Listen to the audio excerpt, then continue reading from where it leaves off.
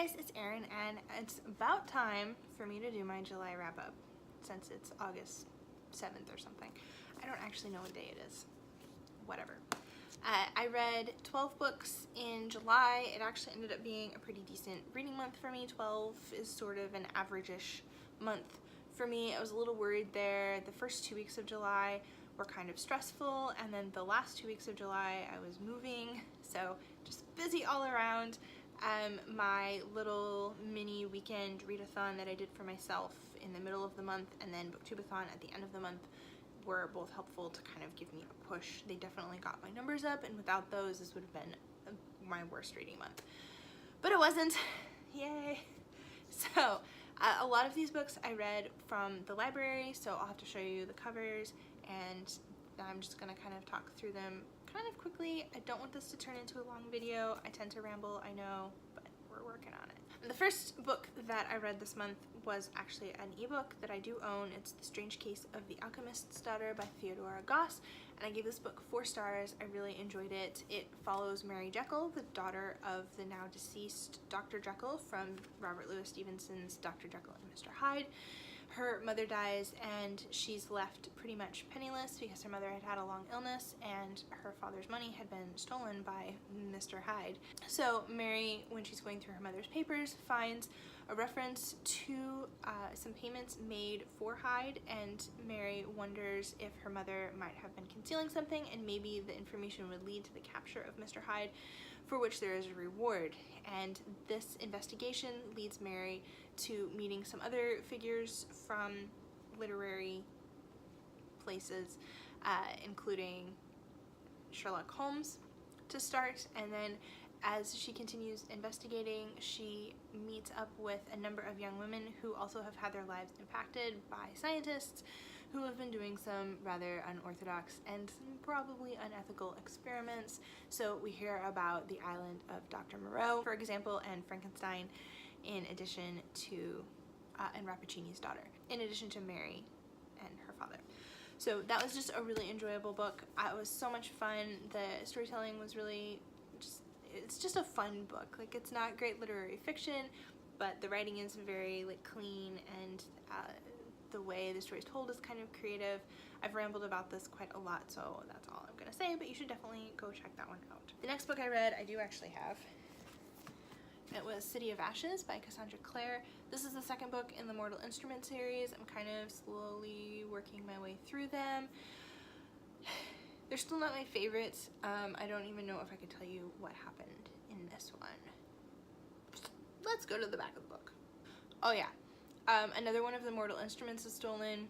Jace is implicated because the Inquisitor is really sure that he did it, and the other stuff happens. Some of it would just be spoilery to talk about.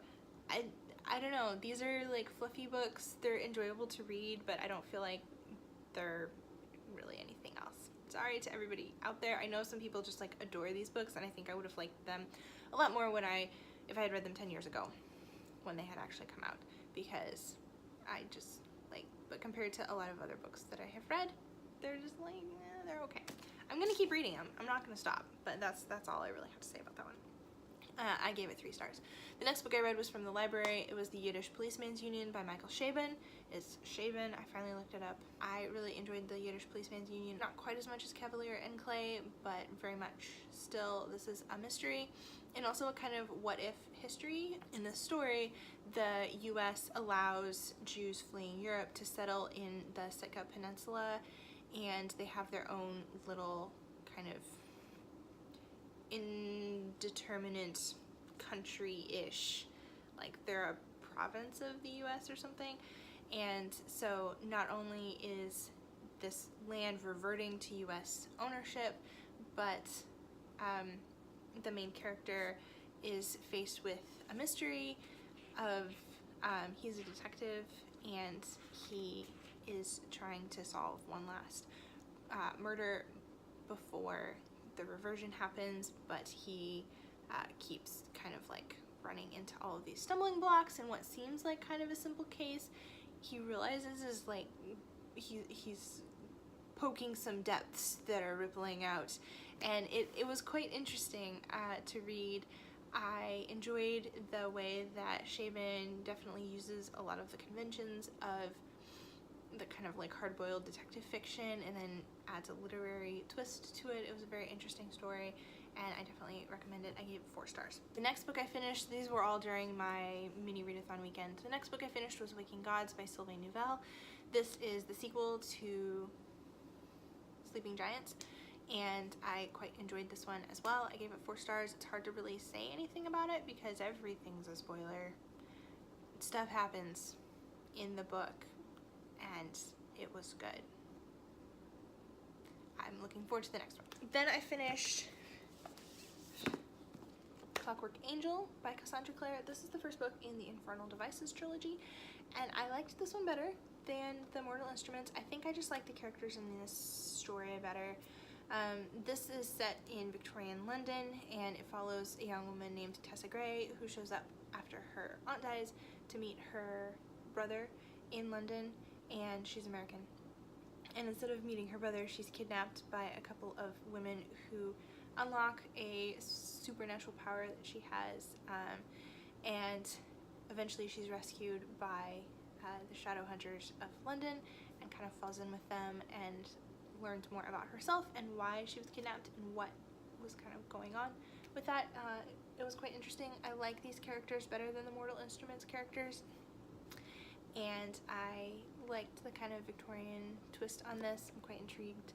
I'm in the middle of Clockwork Prince right now and quite enjoying it. I still gave this 3 stars. It's not great literature, but it's fun. And the next thing I finished was The Kiss of Deception by Mary E. Pearson. This is an interesting, I feel like the premise of this was maybe a little bit more interesting to me than the story actually ended up being. On the day of her arranged marriage, a princess from a fantasy kingdom flees because she doesn't want to marry the guy because she doesn't know him, and she runs away to a small like fishing village with her maid and best friend, and she's followed by 2 guys. One of them is the prince she was supposed to marry, who's much younger than she assumed, and the other one is an assassin from a different kingdom who is sent to kill her, and she kind of falls for both of them. I would like to pick up the next, it's a trilogy, I would like to pick up the next books like someday, but I'm not in a humongous hurry. Again, I like enjoyed reading it. It took me a really long time to read, which I think is maybe a mark off against it, but it was still fun. So anyway, I don't even remember what I gave that. I think 3 stars. The next book I finished was Spinning Silver by Naomi Novik. This was fantastic. I loved this. I actually I'll probably end up rereading it before the year is over. This follows Miriam and Wanda and Irina, 3 women in a kind of medieval Russian world. The towns, as far as I could tell, were made up, but it had that kind of like Russian influence feeling, and all 3 women are faced with challenges that they have to overcome. Miriam in particular is quite interesting. She is a moneylender's daughter, a Jewish moneylender's daughter, and her father is too nice to be a moneylender, so he's always like giving people extensions and letting them not pay him back, so they're poor and everybody treats them like they should be rich, so they get like cheated all the time. And Miriam is finally sick of it when she turns 16. She's like, my mother is sick, we don't have any money, I'm sick of this, and she kind of like takes over her father's business and is very good at it and ends up being quite profitable. Unfortunately, this draws the attention of the Stark, the king of this like ice people from this magical like parallel kingdom, and they used to come in and just like raid in the winter, so everyone was kind of afraid of them, but the winters have been getting worse and worse, and Miriam ends up being asked by this man to turn silver into gold, like quite literally. So that's kind of her challenge, and this brings her into contact with Irina, a duke's daughter who ends up marrying the Tsar quite unexpectedly and having to deal with some unexpected complications from that marriage. And then Wanda is a young woman who is, her father is abusive, so just heads up, there are some scenes where she and her brothers are physically abused, but Miriam and her family decide to hire Wanda to pay off a debt and treat her very kindly, and her brothers also, and this kind of leads into their own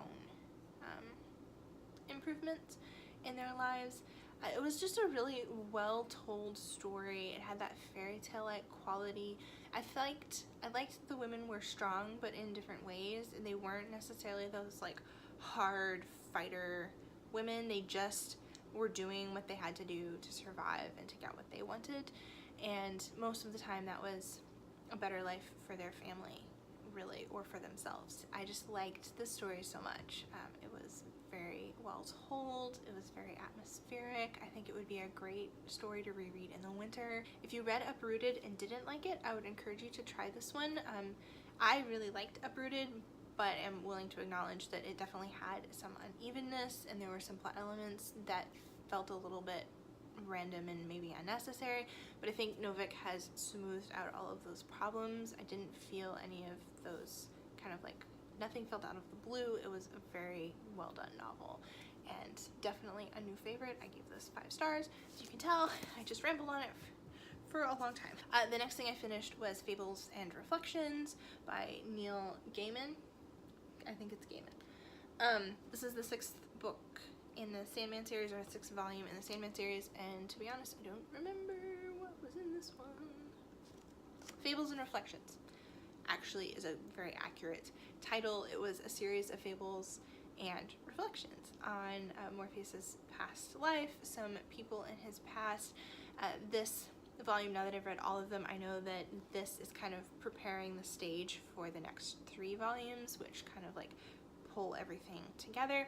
So I quite enjoy this one. I gave it 4 stars, and I'm looking forward to picking up volume 7. The next book I finished was The Hating Game by Sally Thorne. I don't even know why I picked this up. I think I was tired and I wanted something fluffy, and I had heard good things about this. I really like the hate to love trope, and so I picked it up on my Kindle, and I liked it so much that I bought a hard copy, and I have since reread it twice. A little ashamed of myself, but no shame in liking the cute romance. It was really cute. It was just super cute. And I think that this was Sally Thorne's first novel, and she did quite a good job.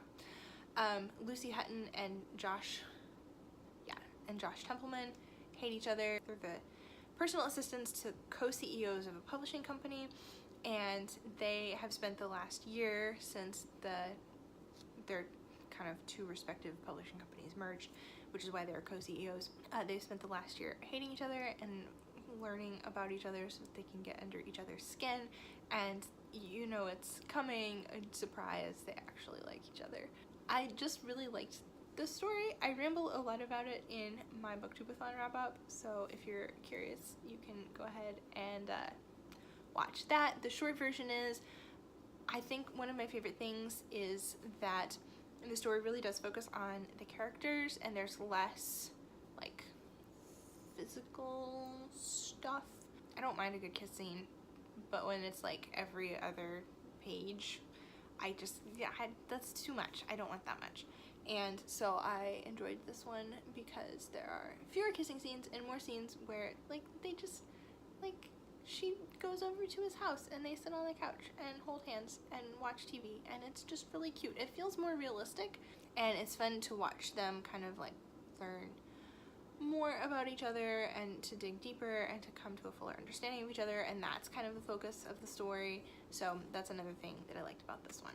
Then I read The Kiss Quotient. I actually kind of like flip-flopped between these 2 by Helen Huang. I think that's how it's pronounced. I looked it up, but I could be wrong. So this one, the premise just sounded really interesting, and a lot of people have been raving about it, so I wanted to check it out. Stella is autistic, and she wants to have a romantic relationship, but feels like she doesn't really know how to do that, and so she starts thinking, well, what have I done when I have tried to learn how to do other kind of normal person things? Well, I've like taken lessons and I've practiced. So she hires a male escort to help her practice being in a relationship, and then of course they fall for each other. I think some of the things that I liked about the story that other people really like, the combination of like the guy being mixed race and still being autistic, is very interesting. It's not something that's usually seen in novels at all, and especially not in romance novels. And it was interesting to see like Michael kind of learning how to work with Stella and how to understand her and understand her kind of unique challenges. For Michael, like, there weren't problems with him being half Vietnamese, which I think was actually quite good. Like, Stella didn't care. It was like, whatever. But you get a glimpse into Vietnamese culture through his mom and his family, which is kind of neat. I didn't like this one as much as the Hating Game, mostly because it was a romance that focused more on the physical stuff. There was just too much of it for my taste, and I got kind of annoyed. I actually remember while I was reading it, I was kind of like, there would be like a paragraph at the beginning of a chapter that would like, you know, be like, oh yeah, and then they went on a date and it was really fun and they enjoyed it, and like kind of getting to the physical stuff, and I was like, but I want to read that. so I gave this one 3 stars, really mostly for that reason. I just felt like the focus wasn't to my preference. I would love to see another story, like kind of maybe a mix of the Hating Game and the Kiss Quotient. I think that would be great. But I'm glad that there's a story out there featuring an autistic, female autistic main character. I think that's really great, and it raises awareness. The next book I finished was Made You Up by Francesca Zappia. This is her first book. I read Eliza and Her Monsters a while ago and really, really, really loved it. And I've been interested in reading this book pretty much since it was published, and I never got around to it. First of all, can we talk about the cover? It's just so pretty, and then the back is like, it's beautiful. I just like having it on my shelf, honestly. I did not like this quite as much as Eliza and Her Monsters, but it was really interesting. I think part of the reason I didn't like it is because I wasn't quite sure about the representation. The main character in Made You Up, Alexandra, has a kind of severe form of schizophrenia, and her goal at the beginning of the book, she wants to finish high school, she wants to get a job. She wants to finish high school, she wants to go to college, she wants to be normal. She feels like her mom and her therapist are pushing her into a mental institution, and that they basically just want to like lock her up and throw away the key, and she just wants to have a normal life. So she is at a new school because of an incident at her old school, and kind of falls in with a group of people. But as the story progresses, it becomes clear to her and to us that she is having a hard time telling what's real and what's not. And that makes it for a very interesting story. I was a little concerned about the representation. Like, was it going to end up being kind of sensationalist? Although it really shouldn't have been, because I felt like the author's portrayal of anxiety in Eliza and Her Monsters was very well done. And it actually ended up being quite good. So I gave it 3.5 stars. I might reread it someday and change my opinion upwards, I think. Knowing what happened now, there are a couple of moments at the end of the book that are just kind of heartbreaking. The guy that Alex falls for, his name is Miles. Zappia has confirmed that he's undiagnosed autistic, and you can definitely see that in his portrayal, which I think is really interesting to see these two neurodivergent, that's the term I was looking for earlier, people kind of understanding each other and figuring each other out. And at the end of the story, Alex actually makes some very mature decisions, which I was kind of like surprised by and also pleased to see, and I ended up kind of really liking it, actually, now that I'm thinking about it. I think I should revisit this again, now that I know kind of the ending and how everything pans out. I think I would like it better. I was just, again, concerned by like, where is this going? It seems kind of weird, but it makes more sense now that I kind of know the ending. So anyway, quite good, very interesting. And then the final book that I finished for the month of July was the first book I read for Booktubeathon, and that was The Watchmaker of Filigree Street by Natasha Pulley. This book is about Daniel Stapleton. In 1883, he goes home to his London apartment from his job. He's a telegraph operator at the Home Office, I think, so like government building, and there's a strange watch in his apartment, and he's like, this is weird, it also doesn't work. He tries to pawn it, the pawn shop owner refuses to take it, and so he just like carries it around because it's valuable and he doesn't want to lose it. Then one morning it starts working, and that evening he and his co-workers are celebrating in a bar across from the home office because for a long time they've been living under a bomb threat by the Irish. And I learned after I read the book that that was actually a real thing that happened. And the watch warns Daniel, and because of the alarm that's going off, he steps outside of the bar and doesn't die or get grievously injured by the effect of the blast. And so now he's really curious, and he goes and tracks down the watchmaker, who is a Japanese man, and the story kind of goes from there. It was very good. I like the Bedlam Stacks better. I think that the ending of this one got a little bit muddly. Pulley tried for too much too fast, and I felt like kind of like a little jarred there at the end, but this was her first book, and for a first book it was fantastic. It had all of the things that I love about the Bedlam Stacks, that kind of really beautiful prose and the really kind of contemplative, thoughtful atmosphere and attitude. So like there's a bomb threat, for example, here, and some dramatic things happen, but it's never like edge of your seat pounding heart kind of action. It's just like you still feel kind of relaxed when you're reading it, just absorbed, like super fascinated. There's a mechanical octopus that's just like, I want one. And anyway, it was quite good. I gave this one 4 stars, and I definitely recommend it if you like the Bedlam Stacks, or read this one and then read the Bedlam Stacks and you'll like the Bedlam Stacks more. So that was my July 12 books. That wasn't bad. Let me know, have you read any of these books? Did you like any of them? How was your July reading? Was it better than normal because it's summer? Was it worse than normal because it's summer? Let me know. I'd love to start a conversation with you guys in the comments. And that's it for this video. I will see you in the next one. Bye.